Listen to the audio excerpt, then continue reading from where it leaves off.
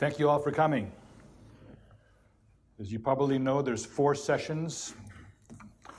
We're not going to cover every single item in each of the sessions, so there's a Q&A at the 4th session for us to get all that material in and have your questions answered so we can proceed and fill in all the holes that might be left after I bomb the field. So we're going to work on this and get this rolling here. We're going to talk about the anatomy of abuse. Domestic abuse is just one category of abuse that churches are confronted with, but it has things in common with other categories. So we'll actually be talking about a broader range of abuses than just domestic. But the lessons from one apply to all. So if you hear me talking or spending some time on abuse by clergy, the principles are identical. You just take them and transform them from one issue to the other. So it's not that we're ignoring domestic abuse, it's just one part of a larger package. Make sure things are advancing, yes? And like I said, the common threads are there.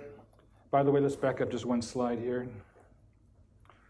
When the churches tolerate or cover up one form of abused authority, they're down the road to tolerating the others. That's the point. If you start to, if a pastor starts glad-handing abuse between spouses, soon, if the pastor's found in a compromising situation, the congregation has been taught to go light, because after all, we've already established the mode of operation at that point. So the toleration becomes the model, and that persists. So that's why it's important to deal with all the aspects and all the kinds and species of abuse, because once you tolerate one, that camel's nose is under the tent, and you've now yielded the entire principle. And like I said, the dynamics are pretty much identical. So we're going to deal with all of these things. Also, there's a question of the scale of a thing. Powerful abusers, we hear about them because newspapers and websites and social media, they get clicks and they get money from that. So you'll see faces on newspapers and magazine covers. But just because it's a big front page thing doesn't mean that the abuse going on in the household next door of your fellow church congregant isn't equally important. So it might have a more private circle of harm, but the harm done to the individual victims is identical. The magnitude of the hurt is the same. So don't say, well, the only important abuse is the one that appears on Time magazine cover. That's not true. Don't minimize, in effect, what's going on simply because the media is prone to focusing on things that are good for sales. Because bad news sometimes is a turnoff. And sometimes we want to see no evil, hear no evil, speak no evil, which I'll be talking about at length in the second lecture. Now, here's an interesting question. A lot of the sources I'm going to be quoting are from non-Christian sources, or they're liberal Christians. They're not conservative. They don't necessarily buy the scriptures from cover to cover like we would here under this roof. So why am I quoting these guys? Because they happen to be right. And the reason that they're right and we are been silent is part of the indictment of the church. Why is it that when Jesus answers the question about who was a neighbor, we have the Levite, the priest, moving across away from the man in the ditch, who goes out of his way, inconveniences himself to deal with the man left for dead, the Samaritan. So we always talk about, the great story of the Good Samaritan. Guess what? He was a Samaritan still. And our problem today is that if you listen to my lecture and say, well, he was quoting these humanists and these, say, a feminine reverend, which we don't acknowledge as legit, you've missed the point. The model and the behavior of the Samaritan was put by Christ as the model for conduct, not for theology, right? He didn't say, follow the Samaritan theology. He said, follow the deeds of the Samaritan. He showed mercy. And so when the Gentiles do that which the law requires, they have a law unto themselves. And why is that necessary? Because we have been mute in presenting God's case, justice in Scripture. So when I'm quoting from sources that are either humanistic, even sometimes very anti-biblical, or a liberal side of Christendom, that's because they're the only ones who've actually entered in. They're the ones who crossed over to get the guy out of the ditch. And so that's the model. and it speaks against us, that I have to quote them. Wouldn't it be wonderful if I could say, here's all these great Reformed theologians that have nailed this issue. I can maybe count them on one hand, and they don't have a large circulation because no one wants to read it. So if you stop your ears and close your eyes, we're not going to have a problem. But they did not stop their ears and close their eyes. They confronted scandal. Churches hide from scandal. They don't want to be the church which has a problem family in the midst. So they turn the blind eye. So if we are abstaining from the issue, that's a problem. Now I'm here because I want to see this change. I want to see the church embrace its prerogatives and Scripture, its duties, the obligations that God has laid upon every single individual Christian, which I'm going to get to in detail in the third lecture, because we all have a part to play. And not only that, it's kingdom-oriented, and it is at the core of what the kingdom is all about in our midst, the kingdom of Christ and how it functions. We'll be dealing with Isaiah 32 at length on the second chapter, or third lecture, I should say. So there are slim pickings among the writers that I'd like to be able to quote. But there's some. Here's an important point. Who or what mediates? In other words, when we're dealing with someone, there's something between me and them. There's me, there's the other person, there's person A, person B. What is going on between them? That realm between is the area of a mediation. Now, between God and man, Christ is the mediator. And between man and man, the proper mediator is the law of God. It regulates and governs and guides how I am to relate to you and you to me. I'm to observe all the laws of God toward you, which means I'm going to protect your life, your property, your wife, your reputation, etc., etc. All direct, unmediated interactions between humans, which is we throw out the law of God and we're going to have a direct interface, A to B, butting heads, without the law of God mediating. These are lawless boundary violations, and they're inherently evil, because law of God, which is given to guide us how we are to relate to our fellow man, is rejected. So now we're saying we don't need God to mediate through his law. We will have an unmediated operation. And so what prevails is evil when these things are unmediated. Now you can have the veneer of this is happening under a church structure, but that veneer is a false one. Next slide. Another point that's very, very important, because people say, well, the old saying, which has been repudiated, but it still bears further repudiation, sticks and stones may break my bones, but words will never hurt me. Turns out that this is not correct. Man is a unity. I want to nail that. If you come away with one of the important lessons here, man is a unity, which means that though it's a clever line by Matthew Henry, quoted here, it's not entirely correct. It's fundamentally in the right direction when he says man is a peculiar creature, a ray of heaven united to a clod of dirt. But what has to be emphasized is that union of the ray of heaven to the clod of dirt, that God breathed into man and became a living soul. So there's a fundamental unity. So when people argue, it's body and spirit, or body, soul, and spirit, the dichotomy, trichotomy, with the theologians arguing with each other, misses the point. Man is actually a unity. That's why death is so extraordinarily abnormal. It's a tearing apart of the body and the soul, which were meant to be together and will be united at the second judgment at the resurrection. So we don't want to use these, what I call the hardware-software model that humanism always emphasizes, which says, well, the body's hardware and there's some software in the mind, and we can always load new software, which is what humanism is all about. Let's adjust the programming and manipulate the social environment to create the utopia that we want. And evolution, of course, believes we're just an animal anyway, we're molecules in motion. But under God's law, we are all a unity. And so because we're unity, when we are affected by certain things that happen to the emotions, to the mind, also affect the body. They have an imprint in the physical as well as in the psychical. And here's going to be one of our verses that Paulie will visit every single lecture. When truth fails, in Isaiah 59, it's kind of a sad commentary. Judgment is turned away backward, and justice standeth afar off. We kind of live in this era, and that's on us. For truth is fallen in the street, and equity cannot enter. Yea, truth faileth, and he that departeth from evil maketh himself a prey. And the Lord saw it, and it displeased him that there was no judgment, no judgment. And he saw that there was no man, we're going to talk to that part too, about no man, no individual man, and wondered that there was no intercessor, no one to break in and intercede and help to raise someone up. What the church, of course, has done in the meantime is protect its boundaries, its walls. And that's why we visit this little picture where Jeremiah says of Judah, take away her battlements, that is the structure of defense around it, the walls around this particular nation, for they are not the Lord's. They are not the Lord's. What happens here is that lots of times the church will pretend that its walls, its structures, its restrictions, its rules, its traditions are appropriate and from God. But God says, tear it down. They're not mine. My walls have a different function, right? Because the gates are open night and day in heaven, and they're open for justice. So sometimes we need to realize that people are posturing, churches are protecting themselves institutionally, and this is hurting us. Speaking of, see that, I went wrong direction. Here we go. There you go.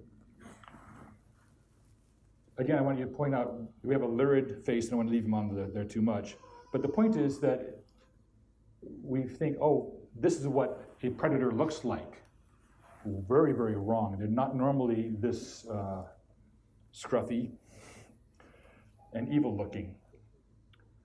The wise, clever predator, we'll get this in second lecture, looks like the right person. He's the person right next to you, potentially, in a church, who shaves and looks sharp, and his children seem to be in order, and his suit is pressed, and he's very polite, because if he looks like this, he's not likely to get very far in a church. I'm sure the elders will talk to someone who looks like this and set him aside. But the point is, we need to recognize that this is not the usual way that a predator looks. It's very convenient. If they all look like this, you'd have no trouble sorting them out and saying, you know, hey, piece of cake. Discernment, don't need a discernment ministry. It's written on their face. But that's not the reality. So here, betrayal of trust. I'm going to throw a couple of books up here. Betrayal of trust. This is by Friedman and Baumil.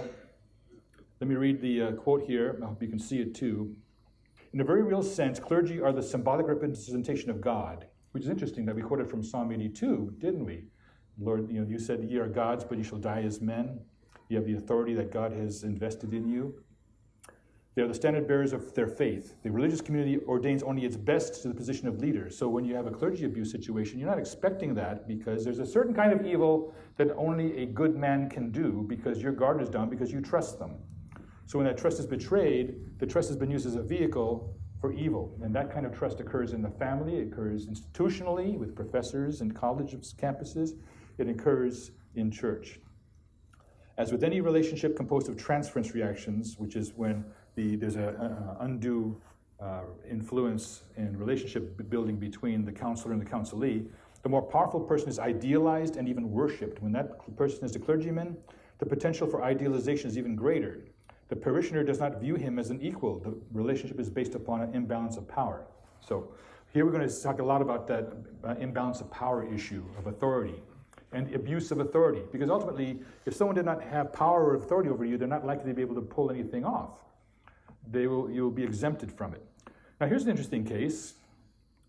This is not the same book. Does that title look similar? Betrayal of Trust, yes sir. But by Grenz and Bell in 1995. Most people associate these kind of abuses in clergy as a Catholic matter, but they're not. As they write, the Protestants are not immune. According to officials of the United Church of Canada, the incidence of sexual misconduct by clergy has reached horrific proportions. The denominational panel on sexual abuse reported that women are more likely to get sexually harassed in the church than in the workplace. And the clergy were sexually exploiting their parishioners at twice the rate of secular therapists. So, you see, when you bring God into the mix in the Bible and the wonderful trappings of religion, it brings in sinners into positions of leadership. That's why there are so many warnings in the New Testament about false shepherds, wolves in sheep's clothing. We're rife with these notions. Paul suffered at the hands of false brothers constantly.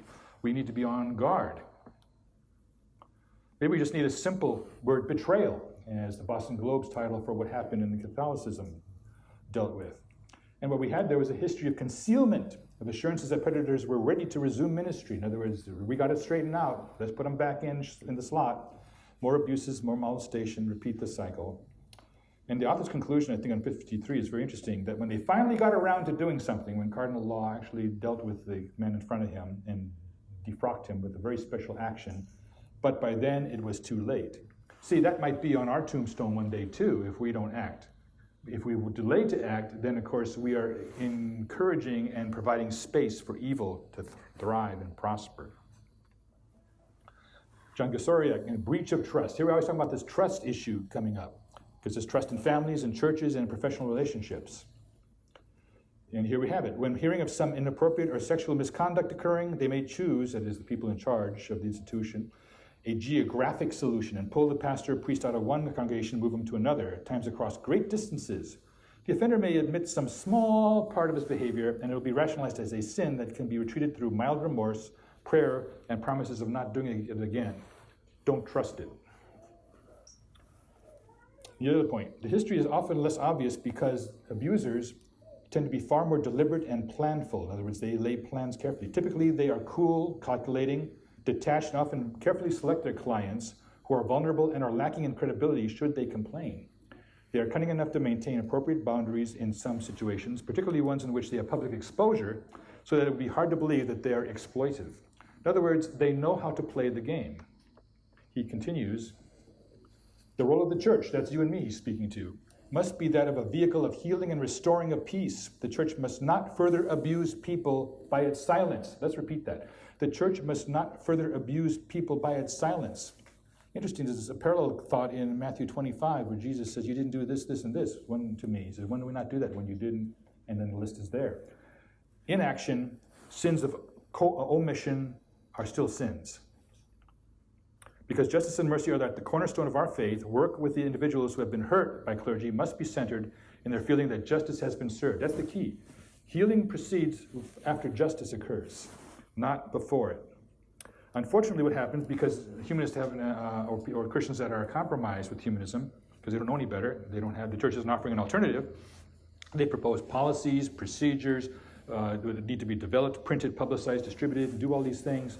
Whereas we're not dealing with this as a moral problem, we're dealing with as a policy issue that can be solved with pieces of paper and notifications and meetings and things like that.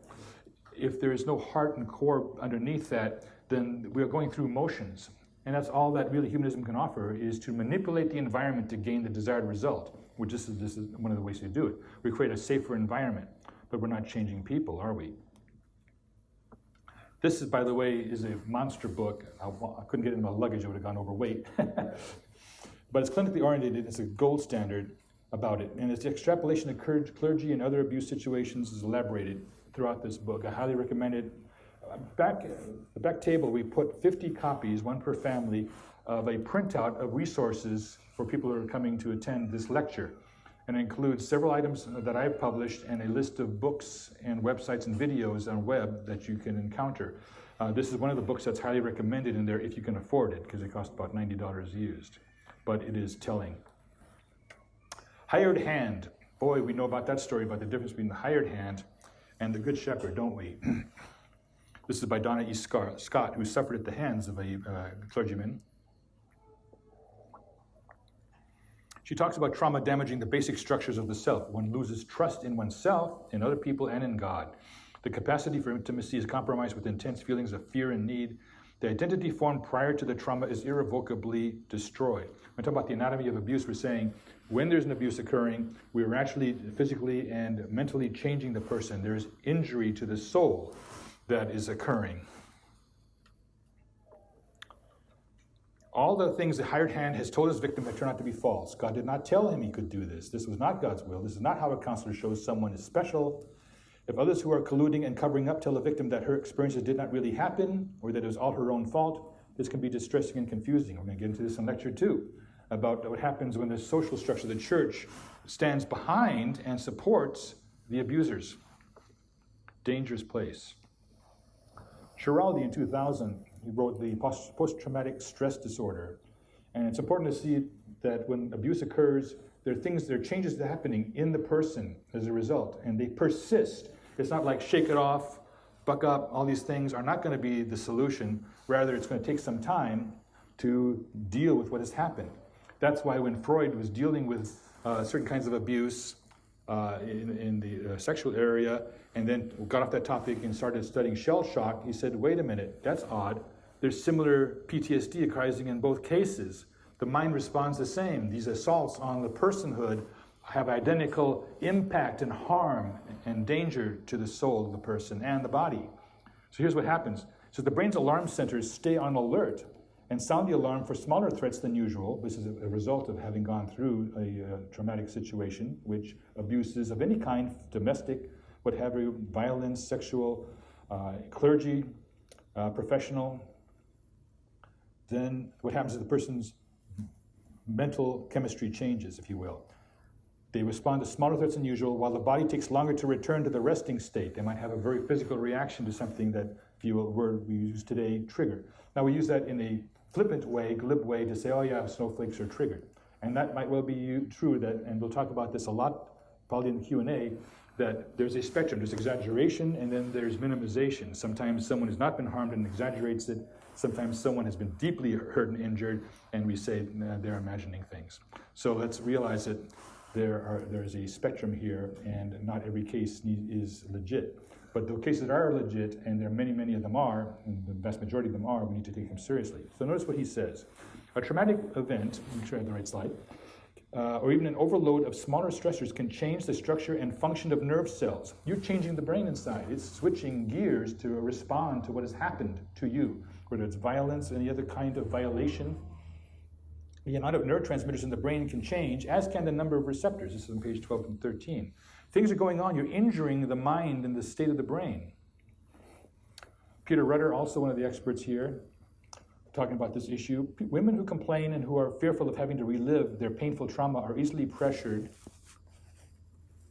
into dropping their action in return for token punishment to the man. Isn't that interesting? Token punishment. Well, we took care of it. So go back to normal, forget this, forgive and forget, right?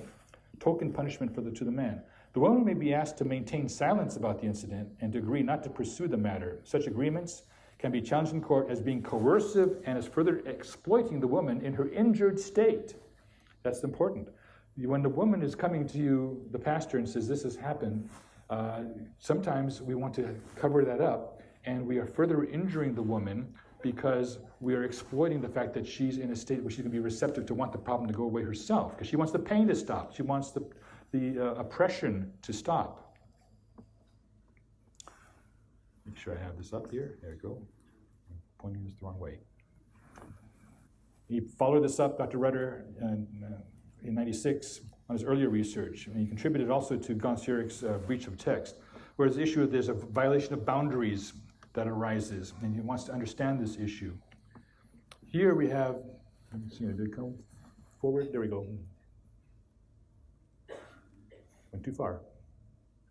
There you go. Carolyn Holder Reed Hagen from 1993.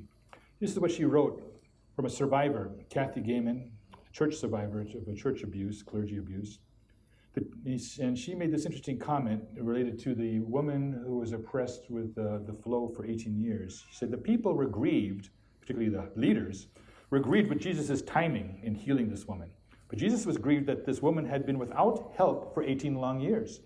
2 or 3 or 5 years of healing and admitting truth is not nearly as distressing as 20 years of hidden pain and pretending. In fact, burying my feelings and pain so deeply and for so long is why they are so complicated and intense now. In other words, when people try to cover up or deal with it or make it go away or try to switch gears, it doesn't go away. It sticks with them. Now, this book really isn't appropriate, except for the fact that the title is interesting, Soul Murder. People who go through some of these events talk about the fact that their soul is murdered, not so much often from the direct violation or the violence, say it's domestic violence in the home, but from the church supporting the abuser. And that amounts to an abuse and a murder of the soul. I'm going to pass by Jeffrey's book here and move to this one. Carnes, Patrick Carnes, PhD, The Betrayal Bond. By the way, one of the recommended volumes over here as well. A growing body of evidence indicates a neurochemical scarring can occur throughout the body. This means that severe trauma can leave a mark can be discerned in every system of the body. That is how pervasive the impact of terror can be. So it's not just that the husband might be mistreating the wife physically, it's that the soul is also being impacted by the effect that it is under attack and being oppressed and tyrannized. and it is a neurochemical scarring. By the way, it takes a long time for scar tissue to go away. Don't expect, snap of the fingers, well, you need to forgive and forget and move on. Scarring doesn't go away fast. Scarring takes time, and it takes the right kind of effort and healing processes. Babette Rothschild in 2000, this is one of the first books that starts to deal with, in modern times, the issue that what happens is that the body actually is receiving a lot of the emotions and the psychological attacks transfer into the body and therefore reside there. And therefore there's permanent or semi-permanent injury. It takes a long time to get past. This is the normal response on the hypothalamic pituitary adrenal courses. That is, when something happens, your body has a cascade of events that occurs chemically, electrically, etc. And it moves down to the point that finally there's a release and the alarm reaction, and you are either mobilized for fight or flight. That's down in the bottom left. And then finally, when the cortisol is released, you relax and you don't have a harm reaction. This is the way it would normally work when you don't have any kind of PTSD, any kind of horrible injuries to your soul, to your psyche, to your mind that has been impacted upon you as a result of various kinds of oppression and evil. But in the case of someone suffering from PTSD, it looks very, very different. On page 12, what happens is that the mobilization persists, and we do not get, there's a dotted line there at the bottom right slash, we don't get the cortisol release. So the alarm reaction never stops. The person continues to relieve, like she says. When the system continues to be chronically aroused, even though the threat has passed and has been survived, this is PTSD. The traumatic event seems to continue to float free in time. In other words, it's not just back in the past somewhere compartmentalized, rather it's still floating free in time as if it's current, often coming unbidden into the present perception as if it were indeed occurring now. So they are literally reliving it because their body chemistry is compelling it to happen that way. See, and the other thing is there's a suppression of what's known as the hippocampus, the processing in the mind, gives events a beginning, a middle, and an end. In other words, time awareness arises in the mind and the body.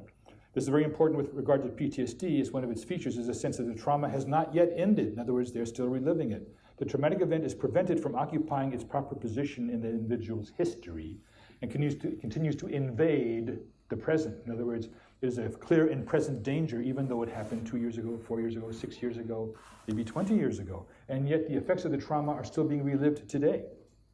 This is the likely mechanism of flashback, episodes of reliving the trauma in mind and or body. As a result, a lot of people, victims, dissociate. In other words, there's a split in their mind, if you will, as they process things. They said, by the way, this is not mentioned in either of these manuals, diagnostic manuals, as a symptom of PTSD.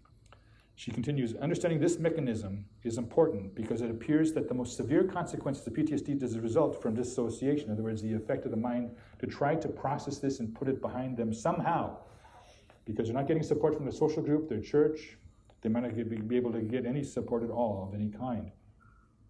While dissociation appears to be an instinctive response to save the self from suffering, and it does this very well, it exacts a very high price in return. In other words, the steps that your mind and body take to deal with abuse actually make things worse. And you need to understand this. This is, by the way, is the gold standard. If you can pull up some of the YouTube videos by Dr. Vanderkolk, and he's been doing some of them very recently. The Body Keeps the Score is the name, very similar to The Body Remembers. The content is identical. He's one of the world's experts on the effects of trauma on the brain, mind, and body. So if you only have one book to get, this is the one to get. I believe he talks and speaks as though he is raised in the Dutch Calvinist tradition, if I understood him right in the beginning of one of his lectures. That doesn't mean he's not affected by humanistic thinking, but no one else is doing this kind of research. And he puts all the connections together in this area, and it's very, very important. Highly recommended. Also, one of the recommended readings in the handout. Like I said, you can grab a copy for your family in between the lectures, and the last 2 pages of it, it's 14 pages total, are the resources I would recommend. And Dr. Levine, who was highly recommended by Vanderkolk, who called this book a masterpiece, writes, and it's called In an Unspoken Voice. Interesting, unspoken voice. There's something going on that is not on the surface that we can deal with. The complex mechanisms linking mind and body and their interrelationships are explored in depth to support his thesis that trauma is neither a disease nor a disorder, but rather an injury that can be healed. That's interesting. It's not a disease or a disorder or mental disordering. It's an injury, but it can be healed. See, an injury can be healed. Disorders might be permanent. But what are the preconditions for healing? Well, we'll show in lecture 3 that justice is one of the key foundations and cornerstone. When justice has been secured, healing can happen. When justice is thwarted, when it's set aside, when it's regarded as less important as other prerogatives like forgiveness and things like that, then we're going to preserve the appearances, but the foundation is going to be rotted. So what happens as a result is that Christians try to get into the fray, and here's an example of such a book. Women Abuse in the Bible. This states from 1996. It's published by Baker. Now, Baker generally publishes Reformed Christian material, stuff that we would be generally favorable to.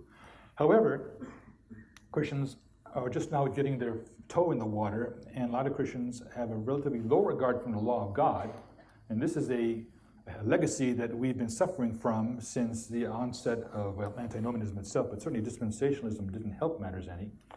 We're supposedly immune from dispensational thinking, but we're not immune from wanting to kick God's law to the curb. And consequently, at least these people who wrote this book tried to resolve the problems. And the fact that they at least tried to confront them is an indictment that nothing has gone much past this point. This is kind of like where we ended up. And as I write on the slide, the problems described are real in the book, but we should be able to provide better answers than these well-meaning authors did. They simply don't, because they didn't have the toolkit necessary. And one of the reasons I'm going to say and point out in lectures 2 and 3 is they didn't have the whole counsel of God to bring to bear on the matter. And so you need to have what I call the whole jot and tittle thing, right? Every word, that's how Jesus confronted the devil, right? Man shall live by every word that proceedeth out of the mouth of God. If you're only going to say, well, I'm going to focus on the New Testament or the red letter words, you're going to be throwing a lot of words out that you're to be living by. And if you're not living by them, you're not going to be able to resolve issues in our culture related to this issue. Whether it's church abuse, institutional abuse, or domestic abuse. By the way, a lot of this book talks about domestic abuse and the church's miserable, terrible response to it, which is usually to try to, I call it putting the Band-Aid on the compound fracture, which, look, we put a Band-Aid on it. Why isn't it fixed? Because you need more than a Band-Aid for a compound fracture. You need to set the bone. It's going to be painful, and it might be bloody if it's a compound fracture. But that's what's needed. You need to bind up, like the Good Samaritan did, bind up the guy's wounds, pour oil in, and take him and deal with it. You need to inconvenience yourselves. And it's a great model, the Good Samaritan model, but I'm going to prefer a better solution, a better model even than that, which is laid out in Isaiah 32, so that we can realize it's not just an occasional thing for the special person who's got the gift of mercy, but rather it is a kingdom prerogative that every Christian is called to. Okay, we're here with Judith Herman, who is one of the experts in this area. Again, her solutions bring her to what? Oh, we need to have women's action and feminism and things like this. Why did she conclude this? Because from all the other corners, there were no solutions. So oftentimes people will say, here's a problem, I better find a solution. And I'm not finding it from the conservative church. And there she was right, because we were mute and silent and see no evil, hear no evil, speak no evil. So she reverted to what made sense to her, and so she has a listing of what's going on. Now, what I found interesting in her book, which is still a very, very valuable book in many regards, again, read with discernment. When I'm putting up these books and you pull that slide and say, he's got some of these marked in bold, it's very, very highly recommended. That does not mean it's written by a conservative Christian. It does not mean that the theology is sound or that the answers are sound, but that the description and the diagnosis of the problem is worth consideration when we put our package together.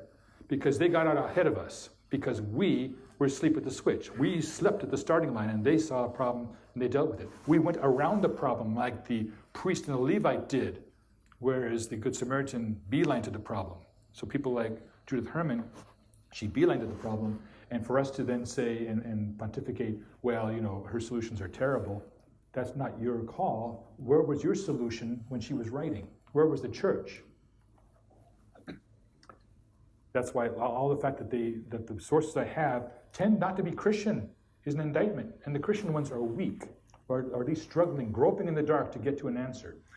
And so we needed to have the Word of God in its totality applied to get the answers. I think there's a sense in which what we're bringing to the table today is important in this particular regard. So here's the deal. Dr. Herman is reporting something about Sigmund Freud, that there was actually some suppression of evidence when he wrote his book, Etiology of Hysteria, which is about what is the clinical source of hysteria. He dropped the issue. He actually repudiated it. Some say as early as the next year. Some say, at least officially, publicly, in 1905. He even tampered with the data to misdirect people. I think this is important because we're talking about more than a century ago, 130 years ago. Someone had actually tripped up Freud, who I'm not a fan of. Dr. Restoni wrote a book about Freud, if you want to know about Freud, and it shows exactly what Freud was all about, and it's not a good thing from a Christian biblical perspective. But he did trip on, because he studied and listened, that trauma was at the heart of all this stuff that was going on, that these people were abused and hurt. And so he hit on this. And then what happened? Freud and his patients uncovered major traumatic events of childhood concealed beneath the more recent, often relatively trivial experiences that had actually triggered the onset of hysterical symptoms. By 1896, Freud believed he had found the source. This is a quote from Freud himself, translated into English. He was writing in German, from Vienna, and in French. I therefore put forward the thesis that at the bottom of every case of hysteria, there are one or more occurrences of premature sexual experience, occurrences which belong to the earliest years of childhood. I believe that this is an important finding, the discovery of a caput nili in neuropathology. Caput nili is Latin for the head of the Nile, the source of the Nile. This is where everything is radiating from. This is I found the eureka. This is where the problem is. That these women here are experiencing these things today because of something terrible that happened when they were kids. Okay? Now, Herman continues. Within a year, Freud had privately repudiated the traumatic theory of the origins of hysteria. His correspondence, this is interesting, makes clear that he was increasingly troubled by the radical social implications of his hypothesis. In other words, what it said about French society and Viennese society, which he was part of. Hysteria was so common among women that if his patients' stories were true, and if his theory were correct, he would be forced to conclude that what he called perverted acts against children were endemic, not only among the proletariat of Paris, but also among the respectable bourgeois families of Vienna. This idea was simply unacceptable. It was beyond credibility. So he rewrote the data. Understand this? He was on the solution, and it said something so horrible about the societies that he lived in, where the veneer of civility was blatant and everyone respected, and he was saying underneath, there's horrible things going on in these households, in these churches, in these institutions, even with the therapists themselves, Carl Jung and others. So he decided, I'm going to restructure things. Faced with this dilemma, Freud stopped listening to his female patients. Boy, that sounds like us today. We stopped listening to the victims of abuse. Take it somewhere else. For close to a century, these patients would again be scorned and silenced. In other words, the rediscovery of this source, in other words, when he shut that line down, well, it was Freud doing it, the founder of psychoanalysis, right? And that was enough to shut the door on any discussion for a century. This is what Judith Herman is saying. And out of the ruins of the traumatic theory of hysteria, which should have stuck, didn't. Freud created the psychoanalysis. And the dominant thing is that these women were fantasizing all of it, right? So now we have the fantasy component that he founded. By the first decade of the 20th century, without ever offering any clinical documentation of false complaints, Freud had concluded that his hysterical patients' accounts of childhood sexual abuse were untrue. Quote, I was at last obliged by social pressure to recognize that these scenes of seduction had never taken place and that they were only fantasies. The truth of the matter is they all had taken place and he had written them all off. And for a century, that's what the legacy was. So there's books written by people like Moulton, books that indicated that with titles that we've been betrayed by Freud, right? Here's some interesting points. To hold fast to his theory would have been to recognize the depths of sexual oppression of women and children. And since he did not want to recognize the depths, he wanted to close his eyes to it. He changed his theory, and we are cruising as a result of that scholarly lapse. Because at a moral component, there's no such thing as neutral scholarship. when you're dealing with this topic. There's always a moral effect into the real world. People are hurt as a result. Now, some people have tried to attack him, because anytime you attack the psychoanalytical institution and the profession, people roll out fast to try to criticize the idea that Freud had ever recanted or did anything bad. The matter is, even if Esterson, who wrote The Myth of Freud's Ostracism in the Medical Community, even if they're right, the effect of the recantation of dropping the theory remains, the impact. So it doesn't matter. Yeah, there it is, Assault on Truth. Freud's suppression of the seduction theory in 1894 was targeted. By the way, just so you know, the psychoanalysts and the media, they attacked Moulton for saying Freud suppressed this trauma theory. And we've been doing this that was an assault on the truth. He changed it, he suppressed it. And so there was a writer for the New Yorker magazine who savaged Moulton for saying so. They protected Freud, and he sued them for libel, and he won. Okay? Typical of the situation here. Sexual Assault and Abuse, Handbook for Clergy and Religious Professionals. This is from 1987. It proves that there was a time when the church was trying to solve these problems. Notice this, the 3 editors are women. Where were the men? Kind of like when Jesus said, you know, he's healed 10 lepers, only 1 came back. Where'd the other 9? Weren't there 10? The same thing. Why are there so few men involved in dealing with this? I think what we are facing here is moral cowardice and forfeiture. We decided it was not important. But the women realized what's happening to each other in their families, in their churches, institutions, that they're being targeted. But the men weren't coming forth and leading in this area. I propose to you that that's going to change, starting today, if no other point. James Poling. This is a very small little monograph, that's why it's not a pretty cover like the others, but the point he makes is very good. In 1994, he wrote this. He co-authored this with Marie Fortune. If you don't know the name Marie Fortune, she runs the Faith Trust Institute. Now, again, liberal side of Christendom. So we have Reverend Dr. Marie Fortune. So, but what they're doing is very important because no one else is touching this stuff. So until you offer an alternative, don't criticize. Right? If they're in the middle of healing and helping people get over this problem, you may be either do as well as they do or better. I propose we could do better because we can bring justice to the table in a way that they cannot, because they hold to a humanistic concept of justice. Then we can move forward in this concept, in this basis of this thing. Right? So here's what he wrote. If certain forms of theology increase the suffering of women and children by refusing to address issues of rape and sexual violence, then we must be prophetic voices to protest such a theology. I believe this is what we're called to do. Clergy sexual abuse is a form of violence against women and children that is practiced by 10 to 20% of ordained clergymen, and the silence of the Christian church increases the danger and blocks resources for the healing processes of recovery, from page 30. So it means he sees there's bad theologies out there. Now, by the way, you know one way that a theology can be bad? Omission. It leaves something out. Look at Dr. Rushdoony's systematic theology. What does it cover? Theology of land, theology of work, theology of time, theology of authority. You go list by list and see all these things that, hey, you don't find that in Berkhoff or Shedd or Hodge. Why not? Because they were omitted. But Rushdoony said, but the word of God is exceeding broad. That commandment is exceeding broad, it covers everything. So you can have a bad theology because it omits something. And I'm going to get by the end of the third lecture, you're going to realize we omitted it, even though it's in Scripture, blatantly so. So we didn't do our legwork from exposition of Scripture outward to get there. Okay, this will be our last slide for this idea about the anatomy of abuse.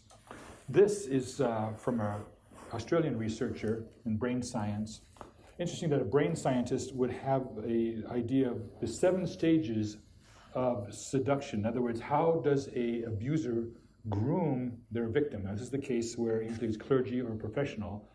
This can also get you into a marriage, by the way, this step, and it might even keep you there. But the point is that the abuser uses a mechanism that escalates from the pyramid. He starts by selecting the victim, then which is selection that he plans by gathering information. He understands what he's dealing with, who he's dealing with, what's going to go, what are their weaknesses, how strong is their support structure, what can I get away with, who should I nuance, and et cetera. Trust, gaining personal connection, where he starts to break down those barriers. And then credibility, meeting the need and establishing credentials, which, by the way, is very easy for people in authority to do. After all, a father already has credentials. There's an inherent authority by Scripture, as does a husband. So sometimes that's already a gimme. The question is, what are you going to do? Is going to use that for good or for evil? Speaking of that, when we're talking about abusers here, I'm just reading from Ecclesiastes 9:3. This is an evil among all things that are done under the sun, that there is one event unto all. Yea, also the heart of the sons of men is full of evil, and madness is in their heart while they live. And after that they go to the dead. This dovetails with Ecclesiastes 8:11. Because sentence against an evil work is not executed speedily, therefore the heart of the sons of men is fully set in them to do evil. You see, we have a propensity to do evil, and even a good man can do evil. And I'm not sure he's even a good man at that point, but setting that aside. The point is that once you have this credibility, you can move up the scale to priming the target, step 5, and then instigation, which is in step 6, creating the victim, instigating the sexual contact in this instance, and finally maintaining, which is controlling the victim. Now you'll see in these slides that there's some arrows going up and down at the far left. That's known as fracturing. What Grant Cinnamon discovered was this, that at any point, the abuser realized he went too far, he backs up. He always gives himself a little space to back into. It's like when you're playing chess, you say, I'm going to leave a little room for my king to hide by opening the pawn up. Little tactical reasons to say, back down and say, well, you misinterpreted that. So it's always an incremental step to get to the final abusive state in each case. And so what happens is that they can always back down and wind back the clock a bit and say, I'm sorry about that, and let's move on forward, etc. And they minimize what they were attempting. But so as long as they continue to be successful, they'll keep pushing all the way up to the top of the pyramid, because this is a successful formula. This is like the book, The Art of Seduction by Green, where he gives the formula of how to do it. I mean, it's astonishing that that's printed, but people will buy these books and say, what's it take for me to become an abuser, if you will? Essentially amounts to that in my view, my opinion. So by fracturing, they can always protect their reputation, and they can either resume saying, okay, I learned something about her, it might even be a him, can go either way. Remember, not all abuse is directed to women, right? It can be directed to children and even to males. But the majority of them is to women, so that'll dominate our discussion and the horizon of our conversation today. But what happens is that they back down, and they will either determine, can I resume on a different basis and rebuild some trust and make my way? In other words, I'll just keep going to 2 steps forward, 1 step back, 2 steps forward, 1 step back. Or they might say, this victim is too well versed in their boundaries, and therefore I'm going to have to quit. I'm going to find some other pyramid to climb, right? So that's how it works with an anatomy of abuse.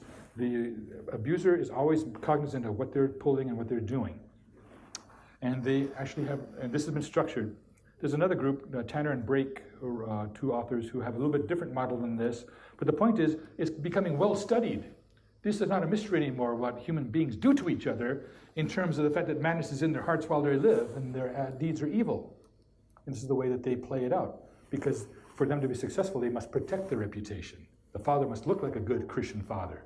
The pastor must look like he has his best interest of his flock at heart. The professor must be caring about his students, therefore his reputation is important, right? So in our second lecture, we're going to go into what happens when the support structure falls apart and in fact turns against the victim. We'll be talking about circling the wagons next.